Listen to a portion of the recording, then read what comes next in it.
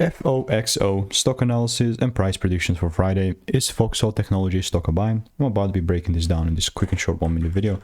And by the way, no one else in the space has more track record than me. I have 45,000 videos documented. So how things are looking is just a bearish market. And because it's just a bearish market, I'm not going to be adding anything like crazy new or whatever. You know, this also was on the freaking NASDAQ, then boom, got listed on the OTC. All I'm here to tell you that I have no freaking bullish bone in my body regarding FOXO. Bro, like when I see something like this, I just click away. But since I said like, okay, I'm gonna make a video on FOXO, yeah, like what's the likelihood that we keep melting? Well, pretty high. But Mr. Sicko, when would you be bullish? Well, maybe if I start seeing breaks above $67. You know what I mean? So that's where we're sitting at. And if you want to stay tuned and get free sources, just click the first link in the description. I'll keep you updated. Goodbye.